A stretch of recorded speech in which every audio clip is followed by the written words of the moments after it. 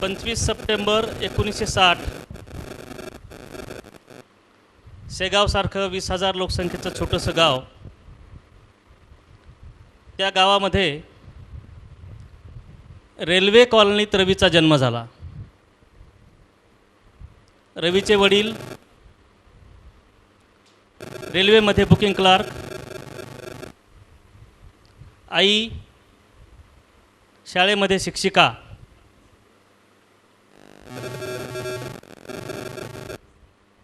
पाच वर्ष पूर्ण होत असताना रवीचा जन्म 25 सप्टेंबरचा असल्यामुळे शाळेत घालण्यासाठी 3 महिने उशीर होत होता. परंतु वडिलांना रवीला शाळेत घालण्याची खूप घाई होती आणि म्हणून वडिलांनी धडपड करून ती 25 सप्टेंबरची तारीख 1 जुलै केली. शाळेत प्रवेश घेतल्यानंतर रवीचं मन शाळेत रमेना. रवीला शिक्षणाची फारशी आवड नव्हती, फार आवडीचं ते क्षेत्र नव्हतं. आणि रवीच्या दुर्दैवाने रवी सतत आजारीसुद्धा पडत राहायचा.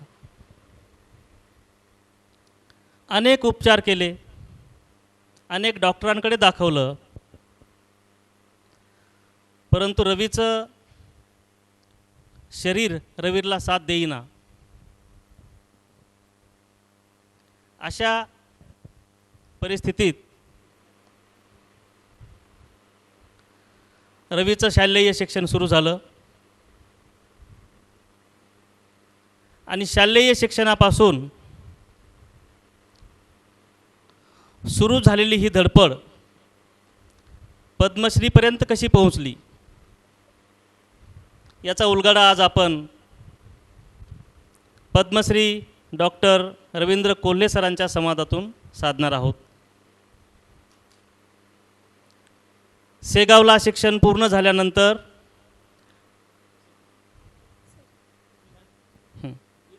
यस मी सांग सरांना माझी सर आता मला एक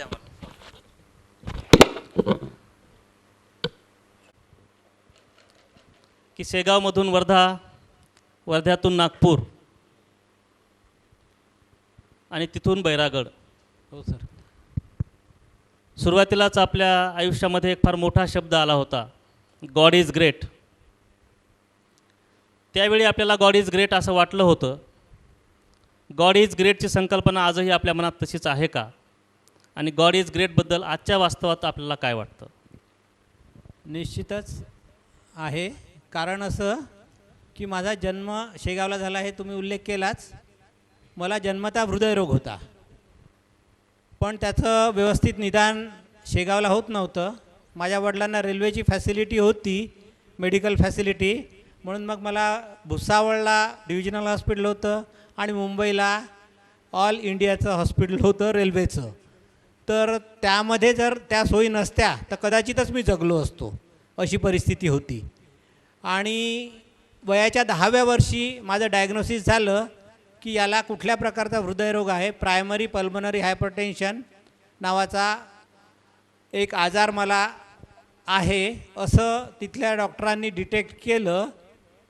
त्यावेळी 2D इको वगैरे फॅसिलिटी नव्हत्या, 3D इको. त्यामुळे कार्डियाक कॅथरायझेशन करायचे, म्हणजे इथनं नळी घालून हृदयाच्या वेगवेगळ्या चेंबर्समध्ये ती पाठवून त्यातले कंटेंट घेऊन त्यांचं ऑक्सिजन सॅच्युरेशन स्टडी करायचे आणि ठरवायचे. तर हा टेक्निकल पार्ट झाला. पण यामध्ये सगळ्यात महत्त्वाचं असं की ती रेल्वेची फॅसिलिटी होती म्हणून मी जगलो. 10वीपर्यंत शेगावला शिक्षण होतं. 10वी नंतर शेगावला शिक्षण नव्हतं आणि वडिलांची परिस्थिती जेमतेम होती. क्लरिकल पोस्टवर त्यावेळी 400 रुपये मिळायचे आणि वडील हे नॉन करप्ट होते. त्यामुळे वरची कमाई त्यांना नव्हती त्यांच्या मानसिकतेमुळे. आणि म्हणून तेवढ्या रुपयात मला बाहेर शिक्षणासाठी ठेवणं, हॉस्टेलला ठेवणं किंवा रूम करून ठेवणं मग त्यांना परवडण्यासारखं नव्हतं, कारण घरी 6 जण होते. आणि म्हणून मला वर्धेला काका मावशींकडे ठेवण्यात आलं. वर्धेला ठेवल्यामुळे मी गांधी आणि विनोबांच्या विचारांच्या संपर्कात आलो. तिथे गांधी ज्ञान मंदिरचं वाचनालय आहे, जिल्हा वाचनालय आहे. त्या 2 वाचनालयातून माझी बहुतांशी घडण झाली आणि मी वेगवेगळ्या स्पर्धेमध्ये शालेय जीवनातल्या, महाविद्यालयीन जीवनातल्या सहभागी होत असे. त्यामुळे मी गांधी विनोबांना अधिक सखोल वाचत होतो, जेणेकरून मला बोलताना ते सोपं होत होतं एक्सप्लेन करायला. आणि त्यामधून गांधी विनोबांकडे मी ओढल्या गेलो. साहजिकच अभ्यासात हुशार होतो, त्यामुळे गुण चांगले मिळत होते आणि मेडिकलला आणि इंजिनिअरिंगला दोन्हीकडे माझी ॲडमिशन झाली. पण मला एक सल्ला त्यावेळी मिळाला की जर डॉक्टर होशील तर माणसात राहशील आणि जर इंजिनियर होशील तर मशीन्समध्ये राहशील. आणि मी माणसात राहणं पसंत केलं. आणि मी माणसात राहणं पसंत केलं. मेडिकलची ॲडमिशन कंटिन्यू केली, इंजिनिअरिंगची सोडली.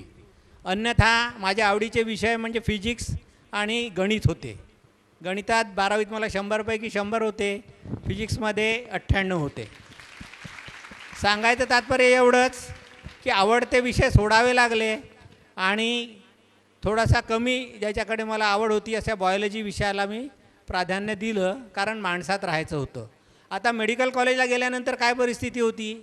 मेडिकल कॉलेजला गेल्यानंतर अशी परिस्थिती होती की माझ्यासारख्या आजारी मुलांना घेऊन तिथे छत्तीसगडमधील बहुतांश आदिवासी बांधव यायचे. ते फार सिरियस असायचे मुलं आणि आम्ही त्यांना फक्त परीक्षेपर्यंत ॲडमिट ठेवायचो मुलांना शिकवण्यासाठी. आणि शिकवणं संपलं की मग त्यांना डिस्चार्ज देऊन द्यायचो की नॉट क्युरेबल म्हणून. किंवा कॅन्सरचे पेशंट यायचे शेवटच्या स्टेजमध्ये, त्यांना जोपर्यंत परीक्षा असायची अंडर ग्रॅज्युएट पोस्ट ग्रॅज्युएटची तोपर्यंत त्यांना ॲडमिट ठेवायचे आणि परीक्षा संपली की त्यांना पुन्हा सुट्टी द्यायची की नॉट ट्रीटेबल म्हणून, याच्यासाठी काही केल्या जाऊ शकत नाही. किंवा सर्जिकल प्रॉब्लेम घेऊन यायचे तर ते खूप ॲडव्हान्स स्टेजमध्ये यायचे.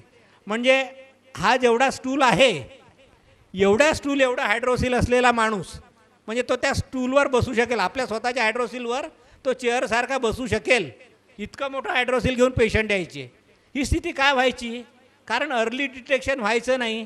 आणि आमचं जे मेडिकल सायन्सचं प्रिन्सिपल आहे की early detection and prompt treatment, ताबडतोब इलाज झाला पाहिजे. कुठलाही आजार असो, सर्दी खोकला असो की कॅन्सर असो, अर्ली डिटेक्शन झालं पाहिजे.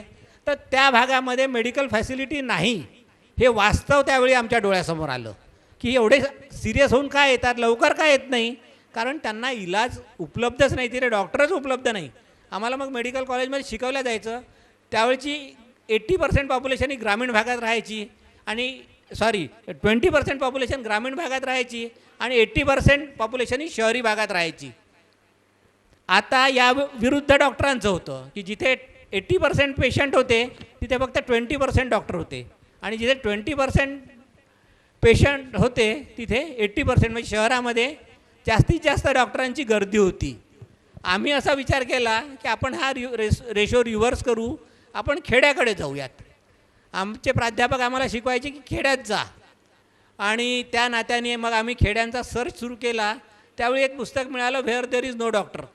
त्याच्या कव्हर पेजवर चित्र होतं की 4 लोक पेशंटला उचलून घेऊन चालले आहेत आणि खाली लिहिलं आहे हॉस्पिटल 30 माइल्स माइलस्टोनवर, म्हणजे जिथनं 40 किलोमीटर दवाखाना दूर आहे असं ठिकाण. आणि त्या कव्हर पेजनी मला अट्रॅक्ट केलं आणि असं ठरवलं मी माझ्या जीवनात की आपण अशा ठिकाणी प्रॅक्टिस करूयात की जिथनं हॉस्पिटल 40 किलोमीटर्स असेल. आणि MBBS झाल्यानंतर जवळजवळ 2.5 महिने मी पूर्ण महाराष्ट्र, गुजरात, मध्य प्रदेश आणि कर्नाटका या 4 स्टेटमध्ये सतत फिरलो आणि असं ठिकाण निवडलं बेराहगड. आता त्याचं मराठीकरण झालं बैरागड. तालुका धारणी, जिल्हा अमरावती, महाराष्ट्रात ते ठिकाण होतं. दुसरं मला अट्रॅक्शन असं होतं की निसर्गाची मला आवड होती, डोंगर, दऱ्या, पहाड, नद्या, आणि ते ठिकाण त्या दृष्टीने पण फुलफिल करत होतं. एकीकडे तापी नदी आहे माझ्या गावाच्या बाजूला आणि दुसऱ्या हाताला सातपुडा पर्वत आहे आणि तो टायगर प्रोजेक्ट आहे.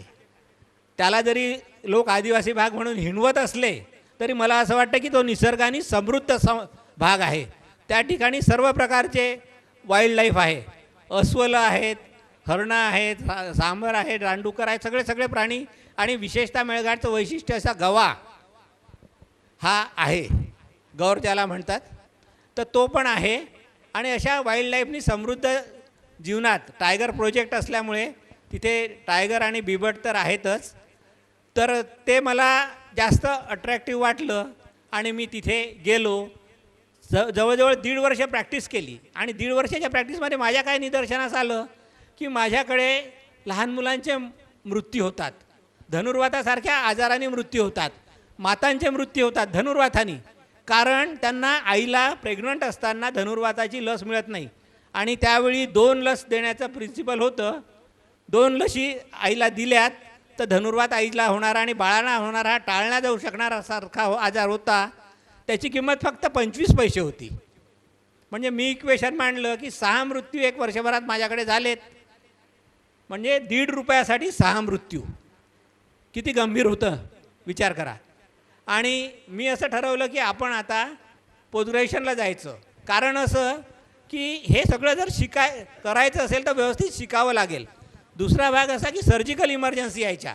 माझा कलिग माझ्यासोबत होता दिलीप गहाणकरी, त्यांनी सर्जरीमध्ये पोस्ट ग्रॅज्युएशन करायचं ठरवलं आणि मी MD कम्युनिटी मेडिसिन हा विषय घेतला आणि दोघं नागपूरला गेलो.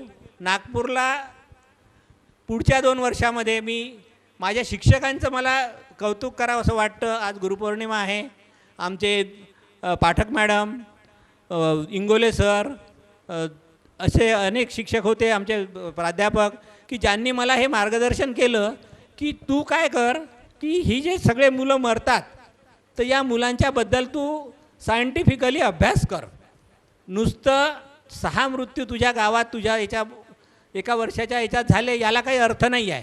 317 गावं आहेत, त्या 317 गावात कित्येक मृत्यू होत असतील, कित्येक माता मृत्यू होत असतील, तर त्यांचा तू सायंटिफिक अभ्यास कर. त्यांनी मला पहिला विषय दिला सेमिनारला की ट्रायबल हेल्थ. आणि ट्रायबल हेल्थचा जेव्हा मी अभ्यास केला तेव्हा माझं असं लक्षात आलं की ते टेरिबल हेल्थ आहे. सगळे जगभर ती स्थिती आहे की फार वाईट आदिवासीच्या भागातली अवस्था आहे आरोग्याची, आणि ती इम्प्रूव्ह जर करायची असेल तर सरांनी म्हटलं की तू पोस्ट ग्रॅज्युएशन तर हा थिसिसचं काम त्यात कर. मग मी मॅडमला एक प्रश्न विचारला की मॅडम MDचाही थिसिस असतो आणि PhDचा पण थिसिस असतो, तर दोघांमध्ये क्वालिटी वाईज काय डिफरन्स असायला हवा. तर मॅडमनी म्हटलं की स्काय इज द लिमिट. आणि मी स्वतःला भाग्यवान समजतो की रॉबर्ट बॅचचं पुस्तक मी वाचलेलं होतं, स्काय इज द लिमिट. आणि माझ्या लक्षात आलं की आपलं जे वर्क आहे, आपण जे थिसिसचं काम करू ते क्षितिजा पलीकडे गेलं पाहिजे. आणि मी स्वतःला भाग्यवान समजतो त्या दृष्टीने की माझा थिसिस फक्त विद्यापीठाच्या लायब्ररीमध्ये, फक्त डिपार्टमेंटच्या लायब्ररीमध्ये, म्हणजे किंवा माझ्या दिवाणखान्यात आपण 3 कॉपी करतो आहे ना, थिसिस करतो तर एक युनिव्हर्सिटीला देतो, एक डिपार्टमेंटला देतो आणि एक आपल्याजवळ ठेवतो.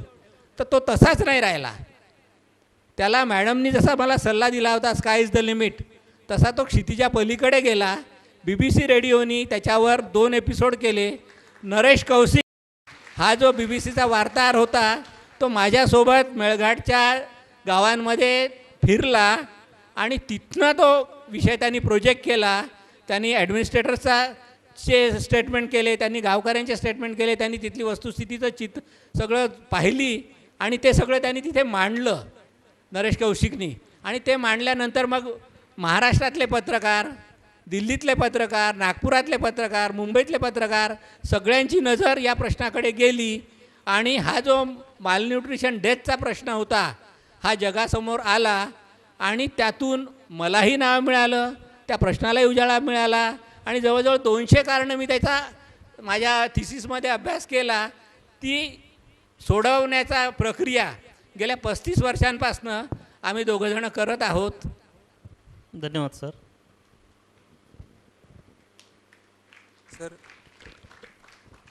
सर आत्ताच तुम्ही म्हणालात की गुरु आणि ग्रंथ या दोघांनी तुम्हाला प्रेरणा दिली, गुरूंनी दिली आणि ग्रंथांनी पण दिली. या दोघांमध्ये गुरु श्रेष्ठ वाटतात का ग्रंथ श्रेष्ठ वाटतात का दोघंही श्रेष्ठ आहेत? आणि दुसरं असं, तुम्ही MBBS होतात आणि त्यावर तुमचं काम चांगलं चालू होतं, पण तुम्ही MBBS नंतर परत MD का केलं? मी MD यासाठीच केलं की मी सांगितलं ना की 6 मृत्यू झालेत आणि असे होणारे मृत्यू जे मी अवॉइड करू शकत होतो जर त्यांना वॅक्सिनेशन मी देऊ शकलो असतो तर. आणि ते वॅक्सिनेशन देणं कसं आवश्यक आहे ते सगळं स्किल शिकण्यासाठी मी पोस्ट ग्रॅज्युएशनला गेलो. एक भाग. दुसरा भाग की गुरु आणि ग्रंथ. तर मला असं वाटतं की गुरुच ग्रंथ लिहितात आणि ते त्यांचा जो सगळा जीवनाचा परिपाक असतो तो त्यामधून ते मांडत असतात आणि त्यामुळे दोघांनाही इक्वलच स्थान आहे. आणि गुरु ते आपल्याला सुलभ करून सांगतात. मला या बाबतीत एक सांगावंसं वाटतं की मी जेव्हा लायब्ररी रामकृष्ण लायब्ररीचा मेंबर होतो नागपूरला, तेव्हा मला तिथले जे मॉन्क्स होते त्यांनी सांगितलं की तुम्ही बिटवीन द लाईन्स वाचायला शिका.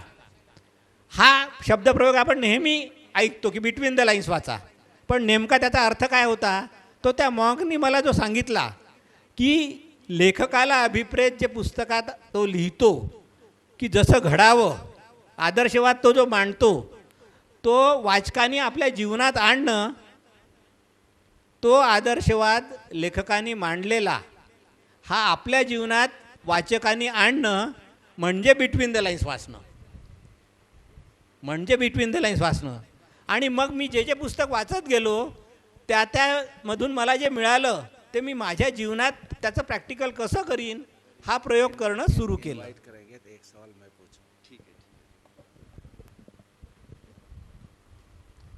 सर, बैरागडच्या जंगलात राहताना वाघ, सिंह सगळेच प्राणी आपण बघितले आणि मग हे सगळे प्राणी बघत असताना आपल्याला असं वाटलं का की आपल्याला जीवन जगण्यासाठी एखादी वाघिणी पाहिजे आणि मग ह्या वाघिणीपर्यंतचा प्रवास आपला कसा झाला हे आम्हाला सांगितलं तर बरं होईल.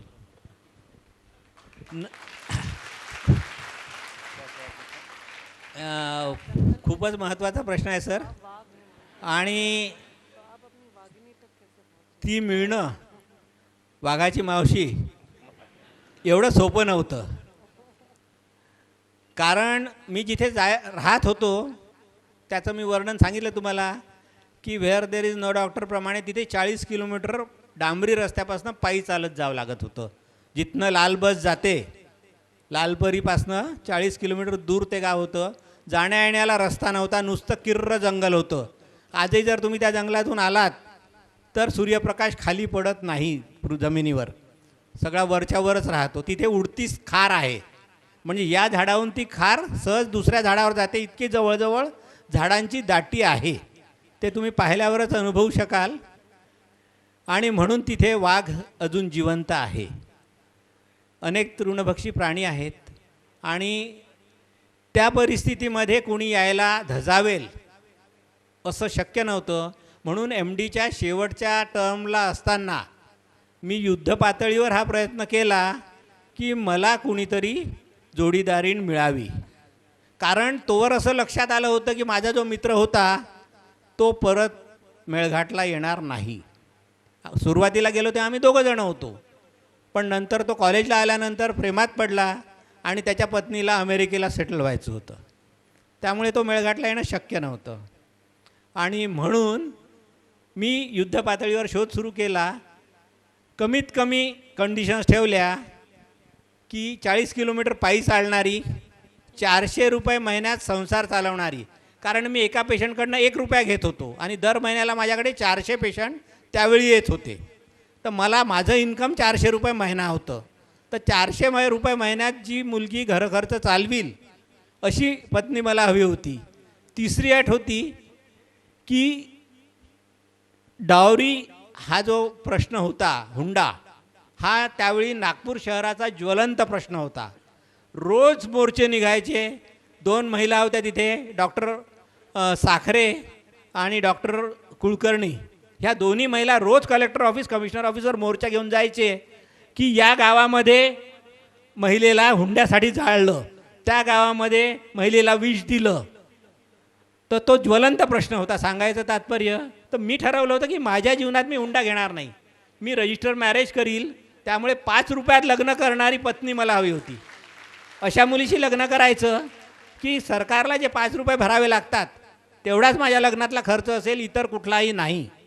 आणि शेवटची अट माझ्या लग्नाची अशी होती की गाडगेबाबा ज्याप्रमाणे भीक मागून गाडगेबाबांनी कामं केलीत, धर्मशाळा उघडल्यात, दवाखाने उघडलेत, अन्नसत्र उघडलेत, वृद्धाश्रम उघडलेत, अनाथाश्रम उघडलेत, अनेक सामाजिक उपक्रम गाडगेबाबांनी जे सुरू केलेत ते भिक्षांदेही या नात्याने केलेत. त्यामुळे मला जीवनसाथी अशी हवी होती की जी मला भीक मागायला मदत करू शकेल गरजू लोकांसाठी. जर गरज पडली, स्वतःसाठी नाही, माझी अट अशी होती की स्वतःसाठी नाही, पण इतरांसाठी ज्या मुलीची भीक मागण्याची तयारी असेल त्या मुलींनी माझ्याशी लग्न करावं. आणि ह्या 4 अटी जेव्हा मी सांगत होतो, माझ्या मित्रांना नातेवाईकांना सांगितलं की या अटींमध्ये मुलगी शोधा, तर जवळजवळ 100 ठिकाणाहून मला नकार आला. काय कुणाच्या आईची तयारी नसायची भीक मागायची, कुणाची म्हणायची एवढं शिकवलं तर आम्ही थाटामाटात लग्न करू, आमच्याकडे भरपूर आहे ना, आम्हाला एकुलतीच एक मुलगी आहे, तर वाटेल तेवढा खर्च करायला ते तयार होते. एक पार्टी तर अशी आली, जळगाव खानदेशचे ते शुगर फॅक्टरीचे चेअरमन होते, ते म्हणे बा ठीक आहे, सगळ्या तुमच्या अटी मान्य, आमची मुलगी भीक पण मागेल आणि सगळं करेल, पण आपण तिथे मोठा दवाखाना बांधू. त्यावेळी शरद पवार मुख्यमंत्री होते, तर पवार साहेब माझे मित्र आहेत, त्यांच्या हाताने आपण दवाखान्याचं उद्घाटन करू, तुम्हाला आरोग्यसेवा द्यायची आहे ना लोकांना. मी म्हटलं नाही, मी गांधीला फॉलो करतो, मला अपरिग्रहात राहायची सवय आहे. तुमची मुलगी तुमची प्रॉपर्टी सोडून जर येत असेल तर तुम्ही मला द्या. तर ते मुलीला प्रॉपर्टी शिवाय द्यायला तयार नव्हते आणि मी प्रॉपर्टी सहित घ्यायला तिला तयार नव्हतो. एक प्रकारचा तो हुंडाच होता माझ्या दृष्टीने. तर त्यामुळे असे अनेक पद्धतीने नकार आलेत. आणि मग एक मला प्रपोजल आलं, माझे एक मित्र होते सुभाष काळे, त्यांनी सांगितलं की महालामध्ये एक डॉक्टर स्मिता मांजरे आहेत, त्यांच्या दवाखान्यात तुम्ही जा आणि तिथे एक मुलगी तुम्हाला भेटायला येईल, तिच्याशी लग्नाबद्दल बोला. धन्यवाद सर. बीच में थोड़ा सा अपन सर एक प्रश्न विचारू इच्छितात. मेरे मन में एक सवाल आ रहा था कि और हर किसी को ये फेस करना पड़ता है कि जब आप 100 नंबर 100% मैथ में, 98% फिजिक्स में, MBBS एंड ऑल दोस, तो और फिर आप इस रास्ते निकल पड़े कि कईयों के मन में आता है कि चलो मैं ट्राइबल में जाता हूँ और सेवा करूँगा, लेकिन जो फैमिली प्रेशर, माँ बाप का प्रेशर, चचा चाचे का प्रेशर और ये सब ऐसे होते हैं कि उनकी एक्सपेक्टेशन ऐसी रहती कि क्या कहाँ पागल हो गया जी, क्या ये कर रहा है, तो ओवरकम कैसे करते हैं. कि कई बार हम खुद अपने जीवन में आया कि जब मैं साइंस में आना चाहा और उसी समय मेरा सिलेक्शन पब्लिक सर्विस कमीशन के थ्रू जोनल इंजीनियर के रूप में उत्तर प्रदेश में हो गया, लखनऊ में पोस्टिंग थी, तो मैं दिल्ली से गया, तब मैं PhD कर रहा था, दिल्ली से गया, एक दिन पूरा वहाँ रुका, उन्होंने ऑफिस दिखाया, सारा कुछ दिखाया, ये होगा, ये गाड़ियाँ हैं, इतने डिस्ट्रिक्ट देखना होगा. और फिर देख दाख करके ये लगा कि साइंस ये कन्फ्यूजन में था. फिर मैं सुल्तानपुर वहाँ से थोड़ा दूर पड़ता था, मैं नहीं गया, टिकट फिर दिल्ली का वापस किया और डिसीजन लिया कि नहीं मैं साइंस परसू करूँगा. तो ये तो छोटा डिसीजन था, क्योंकि जिसमें ये कि you want to become engineer of the state और यू वांट टू बिकम एक साइंस में जाओगे, टीचर होगे, पढ़ाओगे, ये करोगे, वो करोगे. तो नॉर्मली जो मिडिल क्लास फैमिली से लोग आते हैं जिनका नॉर्मल विलेज बैकग्राउंड है, तो उनकी एक्सपेक्टेशन हो जाती है. ये लड़का मेरा बोर्ड में 9th पोजीशन लाया था, मैं 10th में, यूपी बोर्ड बहुत बड़ा बोर्ड होता है, उसमें 9th पोजीशन थी. फिर इंटरमीडिएट इस तरह से चला के वे करके, और उसके बाद बीटेक पंतनगर से किया, तो वो एक्सपेक्टेशन होती है कि ये करने लगे. तो एक जो ये फैमिली सोशल और एक्सपेक्टेशन प्रेशर होता है, इस ये आया या नहीं आया? नहीं आया तो बहुत बड़ी बात. नहीं सर, और आया तो ओवरकम कैसे किया? हाँ जी, हाँ जी सर, बहुत ज़रूरी सवाल है ये प्रॉब्लम हर एक को ही आती है. और ऐसा कि everyone is socialist at the age of 20, but there is something wrong if he remains same at the age of 30. तो मेरे साथ भी यही हुआ कि मेरा इंटर्नशिप ख़त्म हो रहा था. जिस दिन इंटर्नशिप ख़त्म हो रहा था उसके पहले की दिवाली थी, फेस्टिवल, तो मैं दिवाली में घर को गया था. तो माँ पिताजी ने कहा कि आगे क्या करना है. तो मैंने कहा आगे मुझे आदिवासी एरिया में जाना है और बच्चों की सेवा करना है, सुविधा देना है. मैंने उनको बताया कि मुझे आपके कारण ये प्रिविलेज था कि मुझे रेलवे की फैसिलिटी थी, इसलिए मैं आज ज़िंदा हूँ. क्योंकि डॉक्टर ने उसी वक्त बता दिया था, जब मैं 10 साल का था तो मेरे पेरेंट्स को बता दिया था कि अब ये बच्चा नहीं बचेगा. आज भी मेडिकल टेक्स्ट बुक में यही लिखा है सर कि such baby dies within 3 to 5 years after diagnosis. तो मुझे 15 साल से ज़्यादा जीना नहीं था। मैंने कहा कि मेरे जो ज़िंदगी के थोड़े दिन बचे हैं, यानी मैं 21.5 साल में ये बात कर रहा था मेरे माँ पिताजी से जब मेरी इंटर्नशिप चल रही थी कि मैं थोड़े दिन और जीऊँगा, मैं by the grace of God जी रहा हूँ, तो आप ऐसा करिए कि मुझे जाने दीजिए ऐसे बच्चों के लिए कि जिनके लिए एक मेडिकल फैसिलिटी नहीं है।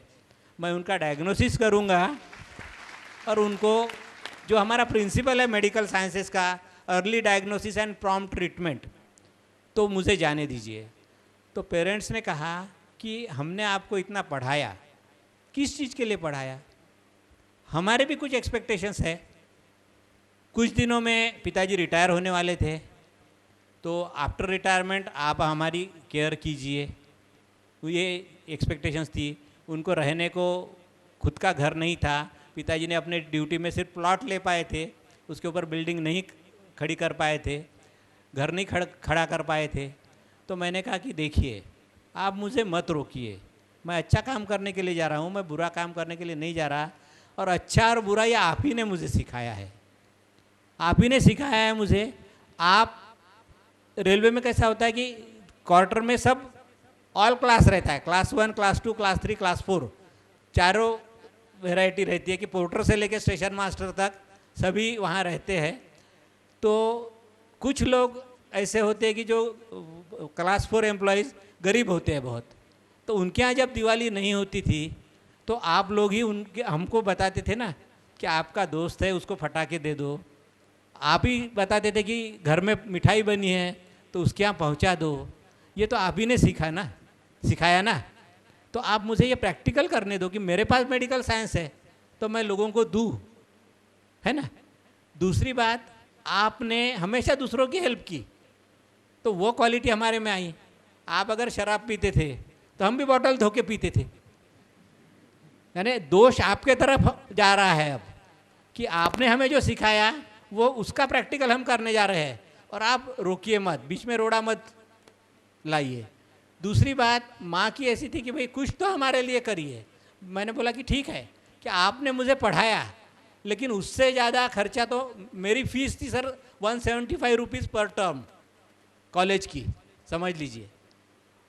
लेकिन मेडिकल स्टूडेंट के ऊपर जो लाखों रुपए का खर्चा होता था वो पब्लिक डोमेन से होता था। कल जो मैंने बात कही कि टैक्सेशन, अगर हम 10 रुपये की चीज़ कोई खरीदते हैं बाज़ार से तो टैक्स पे करते हैं उसके साथ में, तो वो जो टैक्सेशन कॉमन मैन के पॉकेट से आता है, शायद ये रामकृष्ण मिशन के लाइब्रेरी में मैंने कार्ल मार्क्स को पढ़ा था, लेनिन को पढ़ा था, स्टालिन को पढ़ा था, तो उसमें से मुझे लेफ्ट जो थॉट्स है वो वही बताते हैं कि हम जो ये अभी विश्वविद्यालय का खर्चा चल रहा है कहाँ से चल रहा है, ये कॉमन मैन के पॉकेट से चल रहा है।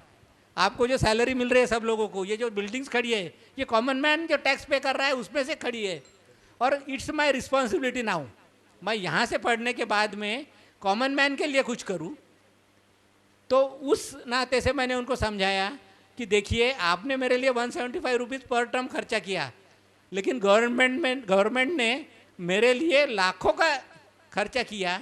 मैं उन लोगों के, गरीबों के ही लाइफ के ऊपर सीखा। हम जो सब प्रैक्टिकल करते हैं मेडिकल कॉलेज में तो पेशेंट के साथ करते हैं, तो उन्हीं के बॉडी के ऊपर सीखते हैं ना। तो ये मेरी रिस्पॉन्सिबिलिटी है कि कुछ रिटर्न दूँ मैं सोसाइटी को, और उस नाते से आप मत रोकिए। माँ का कहना है तो हमारे लिए कुछ तो करो। मैं बोला देखिए आपको रिटायरमेंट के बाद में पूरा पेंशन मिलेगा, आपको मरते तक मेडिकल फैसिलिटी है, आपको ऑल इंडिया रेलवे का पास है क्लास 1 AC का, आप जहाँ चाहे जा सकते हो, पूरी फैसिलिटी आपको रेलवे दे रही है। और रही बात कि मेरी छोटी बहन थी, एक भाई था, तो उनके एजुकेशन की, उनके मैरिज की रिस्पॉन्सिबिलिटी मैं लेता हूँ, ये तो मैं कर सकता हूँ। घर बनाने की बात और कार की बात जो थी, तो मैंने कहा कि आप फिर लिमिट मुझे बताइए कि कितने लाख आपको चाहिए, उतने मैं कमाऊँगा और आपको रिटर्न करूँगा और बाद में मुझे जाने देना। तो वो तैयार नहीं थे कि भाई ऐसा कैसा कुछ बताएंगे फिक्स कि भाई इतने लाख होना। मैंने बोला बोल दीजिए ना, कोई हरकत नहीं, अगर आप बोलोगे कि 2 लाख होना, 5 लाख होना, 10 लाख होना, क्योंकि बोला अपर लिमिट नहीं है। टाटा बिरला को भी अगर दुनिया के लिस्ट में देखेंगे तो गरीबों में ही आते हैं, पहले 50 में वो नहीं आ रहे हैं। तो ये जो बात है, ये हमारी उस वक्त दिवाली के बाद में बहस हुई और बाद में उन्होंने कहा कि ठीक है बेटा जाओ। माँ ने मुझे करीब 1000 रुपये का किराना सामान जो होता है घर के लिए लगता है वो ख़रीद के दिया उसके पॉकेट से।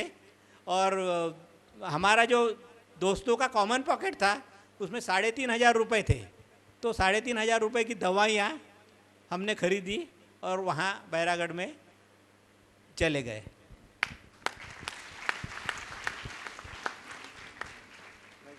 एका सुखवस्तू कुटुंबात जन्मलेल्या स्मिताताई थोड्याशा बंडखोर प्रवृत्तीच्या, समाजानं जी परीटघडी घालून दिलेली असते त्या वाटेनं न जाणाऱ्या आणि 1980च्या दशकामध्ये किमान 400 रुपयांची साडी त्यांच्या अंगावर असायची। असं असताना सुद्धा एवढ्या कठीण 4 अटी आपण मान्य करून आपण प्रवास कसा सुरू केला?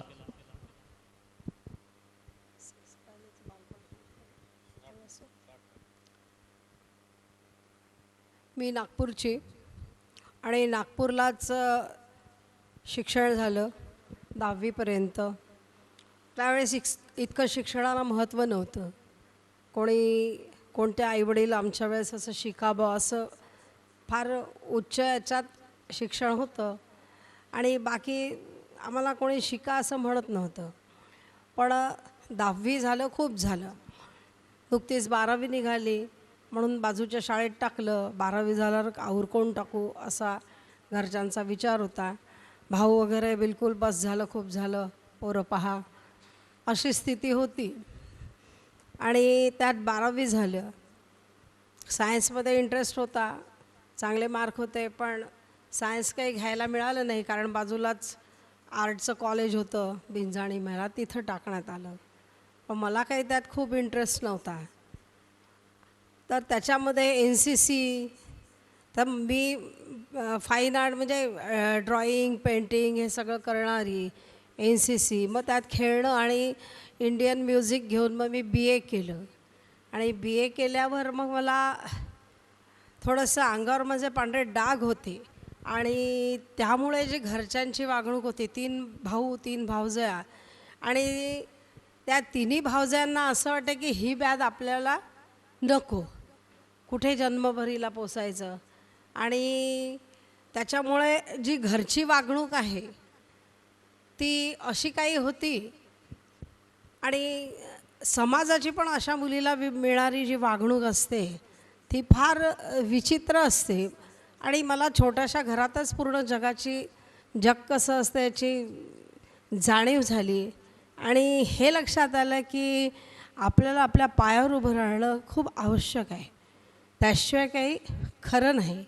इथे राहून आणि न सांगून लग्न करण्याचा जो फसवेगिरीचा प्रयत्न होता तो मी हाणून पडला। कारण मी त्याच्यानंतर मग काय करायचं, तर जवळच पुन्हा लॉ कॉलेज होतं, तर लॉ कॉलेजला ॲडमिशन घेतली। तेव्हाही कोणी म्हणजे घे असं नव्हतंच। माझ्याजवळ पहिले 1-2 रुपये मिळायचे, आमच्याकडे त्याचा पावडरचा डबा असायचा लंबा, पहिले त्याला छिद्र करून आपण 1-1 रुपया टाकायचं, जुन्या काळातल्या लोकांना माहीत असेल। तर ते काढले तर 200 रुपये आले आणि त्याचे ॲडमिशन मी घेतली।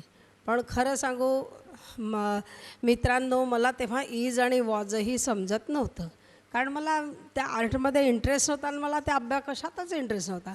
मी आपली गाणं आणि खेळणं अशी करायची। आता ॲडमिशन तर घेतली, काहीच समजेना समोर काय बोलतात, पण मग ते काय म्हणतात ते लिहून घ्यायचं आणि घरी येऊन मग त्याचं पाहायचं काय ते। आणि असं करता करता मग मी LLB पार्ट 1ला म्हणजे पास झाली। अभ्यास खूप केला, प्रचंड मेहनत घेतली आणि पास झाली। पण मग नंतर कोर्टाचे जे असायचे तेव्हा मग मला असं लक्षात आलं की हे काही आपल्या स्वभावाला धरून नाही आहे, हे खऱ्याचं खोटं आणि जे सगळं जे चाललं आहे ते मला पटेना। आणि दरम्यान असं लक्षात आलं की या ज्या वाढत्या डागांमुळे आपलं लग्न होईल असं काही नाही. आणि मी जरा संघ विचारातून आले रे, म्हणजे संघ बिल्डिंग नागपूरची जवळच, म्हणजे एका हाकेच्या अंतरावर संघ बिल्डिंग, तिथून वारे जे व्हायचे ते आमच्या डोक्यावरूनच जायचे. त्याच्यामुळे पूर्ण संघ आणि संघ म्हणजे गुरुजी आमच्याकडे यायचे, सगळं ते विचार समितीचं काम मी केलेलं. आणीबाणीत आम्ही लहान होतो तर त्यांचे पत्रकं फ्रॉकमध्ये शाट टाकून इकडले तिकडे पोचवणे, मस्त खूप म्हणजे अगदी स्वातंत्र्य सैनिकाचा आविर्भाव म्हणून ते काम करायचं. असं ते कॉलेजमध्ये गेल्यावर अखिल भारतीय विद्यार्थी परिषद, आजचे जे उपमुख्यमंत्री फडणवीस आहेत किंवा नितीनजी गडकरी आहेत, आम्ही सोबतचे काम करणारे. त्यामुळे नितीनजीला वाटायचं की हिनी राजकारणात यावं किंवा ह्याच्यात नाही यावं, आणि ह्या सगळे संस्कार सगळे आमच्यावरती होत गेले. आणि त्या संस्कारातून हे जास्त मनावर बिंबवलं गेलं की इदम न मम राष्ट्राय स्वहा, हे काहीच माझं नाही, हे सगळं जे करायचं आहे ते राष्ट्रासाठी करायचं आहे. आणि मग कसं करायचं ते सांगितलं गेलं. सेवा हे यज्ञ कर्म समिधा समूह झाले, की सेवा करायची आहे तर ते सांगून नका करू, ती करताना समिधा जशी जळते तशी तुम्ही सेवा केली पाहिजे.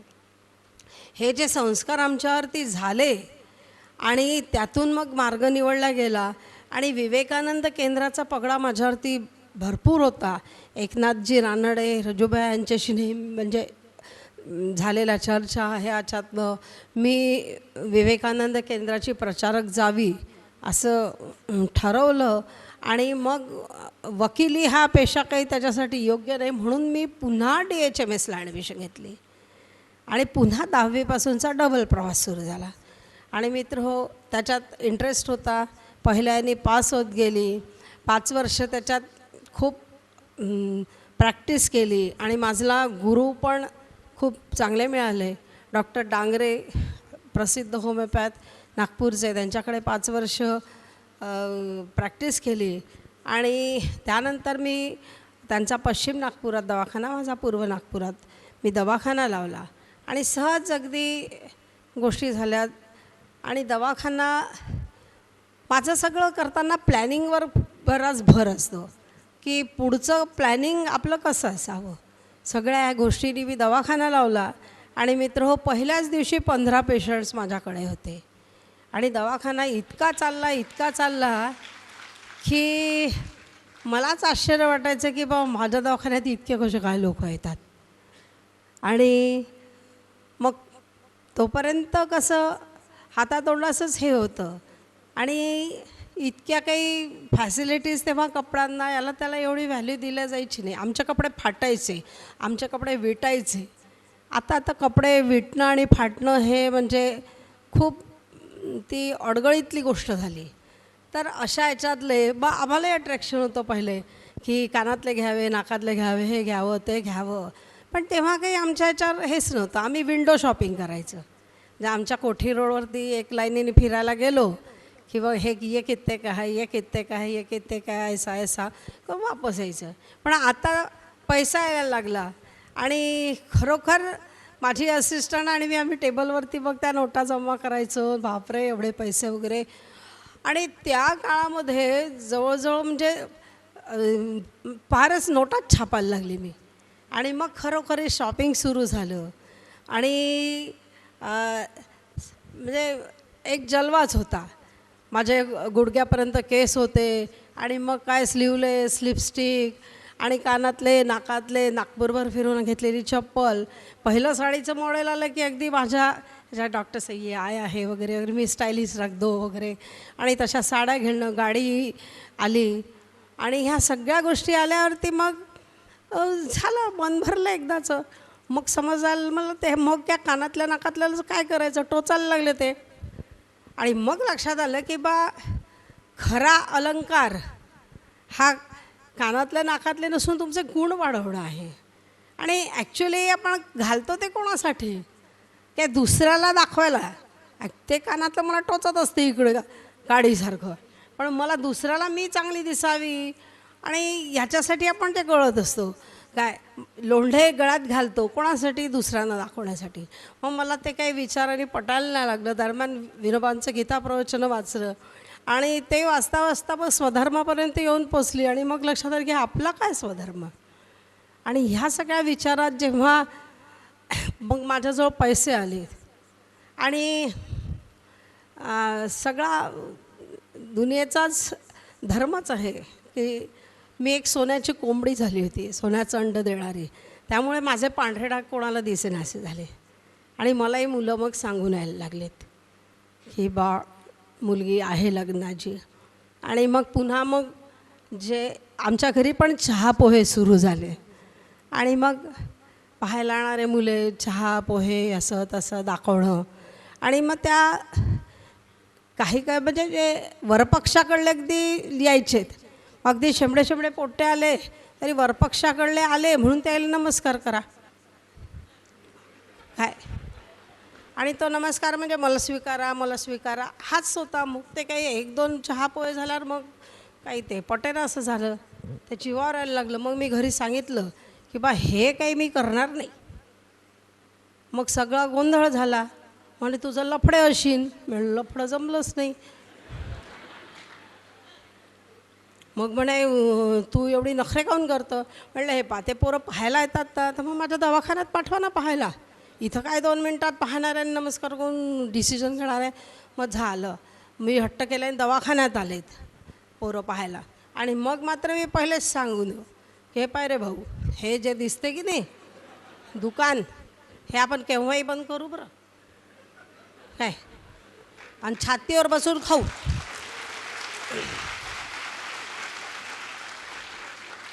त्याच्यामुळे त्याची नजर पुन्हा बदलत गेली. तिकडून नकारायला लागले, फजिता झाली.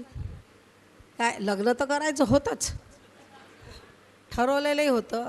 कारण माझा स्वभाव म्हणजे बडबड बडबड बडबड बडबड कोणीतरी पाहिजे असं लक्षात आलं होतं, ऐकून घेणारा बाजूचा. तर म्हणून लग्न करायचं होतं. मग असं ठरलं. मग खूप विचार केला. म्हटलं झालं हे पोरंवाले पाहायला येतात आपल्याला, मग असं नाही का होऊ शकत आपण पोरायला पाहायला जाऊ काय. ठरलं, आपलं डिसिजन घेतलं म्हणजे ठरलं, शिक्कामोर्तब झालं. मग असं सांगण्यात आलं की बा चला मित्रांना सांगावं की बाबा. मग सांगितलं. नुकतीच बाबा आमट्याची भारत जोडो यात्रा झाली होती काश्मीरपर्यंत आणि त्या यात्रात पुष्कळशे तरुण तरुणींनी आपापलं जमवून टाकलं होतं आणि तरी काही उरले होते. पाव प्रयत्न करून मग मित्रांना सांगितलं पहा रे बा. तेव्हा माझ्यासाठी कोणी लग्नाळू पोरगा असेल तर पहा.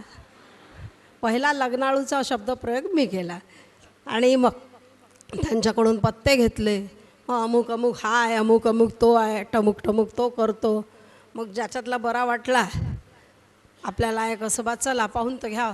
मग मस्त तयार व्हायचं, लिपस्टिक, स्लीवलेस, नागपूरवर फिरून घेतलेल्या चपला, हेअरस्टाईल. मग काय पाहता तयार होऊन त्या पोराच्या तिथं धडकायचं. आणि मग वाजवलं दार की मग कोणीतरी या कोण आहे वगैरे. मग त्याला सरळ म्हणायचं की बा असं कळलं की तुमचंही यंदा कर्तव्य आहे आणि माझंही यंदा कर्तव्य आहे. पाव आपलं काही जुळते का तर. आता एकदम दरवाजात असं धडकल्यावरती जसं पोरीला पाहिल्यावर बिचारीला घरून सूचना असतात की दोन्ही खांद्यावर पदर, खाली नजर, जास्त शिष्टपणा करायचा नाही, असं असं करायचं नाही, व्यवस्थित सगळं बोलायचं, उत्तर द्यायचे. तशी गत त्या पोरांची झाली. आता त्याला पदर नव्हते. आता म्हणून शर्टाच्या बटनाशी बिचारे असं चाळा करत कसे तरी खाली पाहत आपले उभे राहत, कसं तरी या बसा म्हणत. आता तेव्हा मोबाईल नव्हते, नाही तर मस्त शूटिंग झालं असतं, आज खूप व्हायरल झालं असतं. तर शेवटी या बसा म्हटलं तरी काय, तिकडून नकार अपेक्षितच होतं. तिकडून नकारायला लागले. मग मोठी फजिती झाली. म्हटलं पण आपण आपलं सोडायचं नाही. आणि मग मित्रांनी एका सांगितलं की एक पोरगा आहे बा म्हणे. म्हटलं काय नाव? म्हणे रवी कोल्हे. म्हटलं काय शिकला वगैरे? तर म्हणे MD करून आला. म्हटलं बरं आहे, शिकला, सोरलेला दिसते तो. पाहून घ्यावं. नाही म्हणे त्याच्या 4 अटी आहेत. मग म्हटलं अटी तटीवाला दिसते. म्हटलं काय बा, म्हणे पहिले अट आहे म्हणे 400 रुपयात घर संसार झाले. मी माझ्या 400 रुपयाच्या साडीकडे पाहून घेतलं. मग म्हटलं दुसरी, म्हणे 40 किलोमीटर पायी चालावं लागते. तालुका प्लेसपासून गाव म्हणे दूर आहे 40 किलोमीटर. तर म्हटलं माझ्या गाडीकडे पाहून घेतलं. म्हटलं 4 कदमही चालता येईन की नाही होती. म्हटलं मग तिसरी, तर म्हणे 5 रुपयात लग्न. मी म्हटलं हे बरी आहे, आपल्या बापालाही खर्च नाही. गेले गेले काही कमी जास्त झालं, गेले गेले किती, 5च.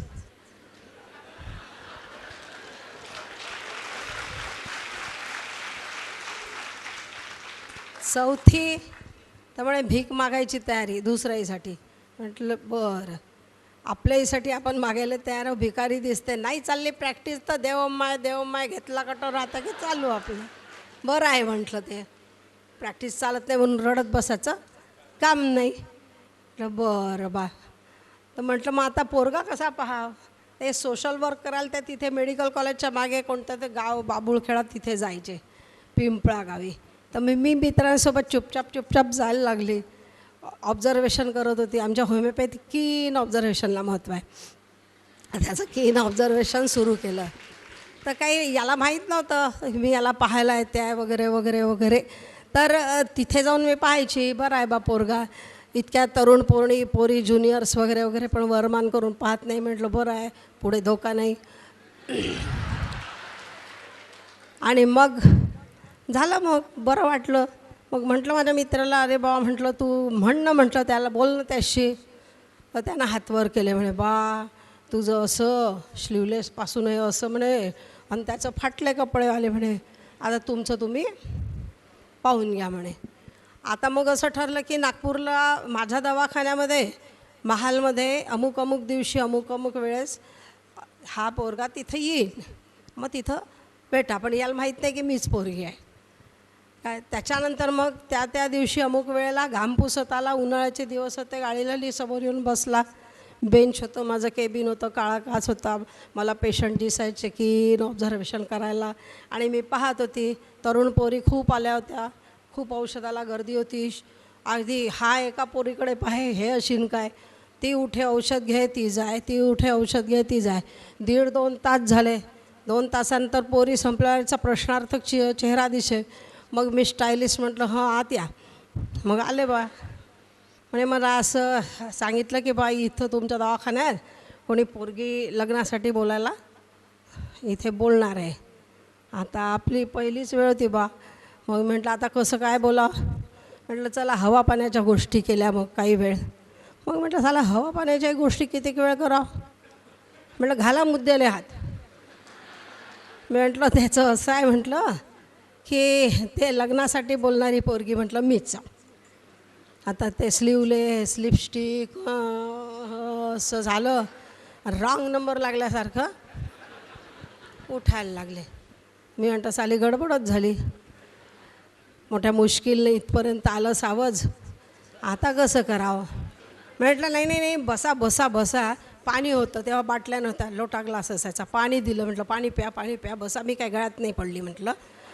आणि म्हटलं पाणी प्या आधी. मग पाणी प्याले. म्हटलं असं करू आपण बोलू, आणि बोलून काय ते ठरवू, काही प्रॉब्लेम नाही म्हटलं तसा काय. मग झालं बा, बसले, पाणी प्याले, दम घेतला, आणि मग झालं. हे बोललो यायचे लफडे सांगितले, मी माझे लफडे सांगितले काय. मग शेवटी या डिसिजनवर आलो की बा कॉन्ट्रॅक्ट मॅरेज करायला हरकत नाही. टिकलं तिथपर्यंत टिकलं, नाही तर तू नाही तर और सही, और नाही तो और सही. आणि मग कॉन्ट्रॅक्ट मॅरेज करायचं ठरल्यावरती मग याने याच्या बहिणीकडे नेलं. याची बहीण म्हणजे मोठा बंगला बा, मला दिवाणखान्यात बसवलं. मोठा हॉल होता. मी बसली चोरासारखी. 4-2 चेहरे असे पाहून केले. आता मग आपण कसं पाहावं असं म्हटलं. आपली अशी चुपचाप बसलेली. मग आतून आवाजही यायला लागले. अरे म्हणे म्हशीसारखीच आहे म्हणे, मी चांगली खात्या पित्या घरची. हे आपलं चवळीची शेंग मेंटेन केलेलं. आपण म्हणे चांगली पाहू ना, सुंदर वगैरे. आता एवढं ऐकलं तर ते न ऐकल्यासारखं करणंच योग्य होतं. मी काही असं येऊच नाही दिलं कानापर्यंत. आणि 100 पोरीचा नकार ऐकल्यावरती एक पोरगी म्हणे काय या पोराशी लग्न करायला तर खांडाचंही व्यसन नाही. अशा पोरीनं नाकारलेला यालाही गुडघ्याला बाशिंग बांधून तयारच होतं. ते हाही तिथून सटकला, आम्ही तिथून सटकलो. आता वेळ होती माझ्या वडिलांना विचारायची. आता मग माझ्या वडिलांकडे आलो. माझे वडील सतत पहाटे 3 वाचत बसायचे, खूप वाचन. आणि वाचायच्यामध्ये आम्ही गेलो तर असा खाली नाकापर्यंत असा चष्मा इथून वरून आम्हाला पाहायचे. मग आम्ही गेलो तर वरून विचारायचे मग झाला. मी गेल्यावर ते वरून विचारलं म्हणे म्हटलं काही नाही बा दादा, हा पोरगा म्हणते माझ्याशीच लग्न करतो. मग ह्याच्याकडे पाहिलं, पुष्कळ वेळ वरपासून खालीवर तो 2-3 मिनटं. आता पाहिलं आणि मग म्हणे नाव काय वेळ याचं. आता ती गंमत अशी की मी स्मिता मांजरे आणि शाळेमध्ये माझ्या मैत्रिणी होत्या कावळे, एक होती बोकडे, एक होती वाघ, एक होती गाढवे. अशा आडनावाच्या पोरी. माझे वडील नेहमी म्हणे तुला अशाच आडनावाच्या पोरी भेटतात. म्हटलं काय करावं दादा, आता आपला काही इलाज आहे. त्याला काय त्याचे आडनाव आपण थोडी बदलू शकतो, बदलवतील त्याचे नवरे. आता मग वडिलांनी विचारलं म्हणाल नाव काय त्याचं. म्हटलं रवी कोल्हे. आता कोल्हे म्हटल्यावरती माझ्या वडिलांनी पुष्कळ वेळ पाहिलं आणि म्हणे अशा आडनावाल्याशी तुझं जमून जाते. आता इतक्या सहज हिरवा कंदील मिळेल असं मला काही अपेक्षाच नव्हती. आता मिळाला तर मिळाला, तिथं थांबण्यात काहीच हे नव्हता. आम्ही तिथून दोघं सटकलो आणि मग तिथे कोर्टात जाऊन फॉर्म भरला आणि 2 डिसेंबर 88ला आम्ही दोघं विवाहबद्ध केलो. तेव्हा छात्रयुवा संघर्ष वाहिनीचे वारे खूप सुरू होते. तेव्हा नाव बदलायचं नाही फॅशन आली ती. मी ठरवलं, म्हटलं आपण आपलं अस्तित्व तसं अस्तित्व असं पाहिजे, आपलं नाव बिलकुल बदलायचं नाही वगैरे वगैरे वगैरे. मग पुष्कळ दिवस मग मी स्मिता मांजरे कोल्हे लावलं. सालं ते नाव काम व्हायचं बाजूलाच राहे आणि बाकीचंच दुसरं हर्षा सुरू आहे पण. तर आणि मग शेवटी मग ते असं ठरवलं की नाही बा, म्हटलं आपल्याला काही हे मांजरे कोल्हे काही जमणार नाही. मग म्हटलं इतके तर प्रयोग केले, अजून एक प्रयोग करायला काही हरकत आहे का. मग मी याला छान प्रेमाभिमात म्हटलं तू म्हटलं असं तसं म्हटलं एक काम करशील का. म्हणे हो तुझ्यासाठी तर बिलकुल सगळंच काही. म्हटलं असं की बा तू मांजरे नाही का होऊ शकत. पुन्हा पुरुषप्रधान संस्कृती आड आली आणि ते काही बधेना मांजरे व्हायला. म्हटलं आता सगळं तर जमलं, एवढूसाठी कशाला बांडू ठेवावं. म्हणून मग आपलं स्मिता कोल्हे झाली. आणि स्मिता कोल्हेहून मग आमचं मेळघाटमध्ये कोल्हे मांजरेंचं त्या जंगलात आम्ही गेलो आणि मित्र हो तिथे आमचा संसार सुरू झाला. आणि त्यानंतर मग याचं MD झाल्यानंतर हे आपलं ट्रेनिंग घ्यायला जायचे. दरम्यान डॉक्टर लांडगे आणि मिसेस लांडगे आमच्या कामाला जॉईन झाले. आता ते चिखलदऱ्याला आहेत, ते दोघंही तिथे काम करतात. त्यानंतर मग हे ट्रेनिंग घ्यायला जायचे. जुन्या काळात विकी नावाची गाडी होती आणि ते गृहस्थ आलेत. चिखल सगळं धूळ पाणी चिखलाने पाय धुवायला पाणी दिलं, या बसा पाणी वगैरे वगैरे. आले बसले, रवी तयारी करायला लागले. आता ते बसल्यावर काहीतरी बोलावं बा, म्हणून मी आपलं बोललं. म्हटलं नाव काय म्हटलं तुमचं. म्हणे डॉक्टर बोके. म्हटलं उशीर झाला. नाही पोचून जाऊ आम्ही पोचून जाऊ. म्हटलं तसं नाही डॉक्टर बोके, ते असं आहे की म्हटलं मी डॉक्टर मांजरे आणि डॉक्टर बोके तुम्ही पहिले भेटला असता तर कशाला या कोल्ह्याच्या मागे लागली असते.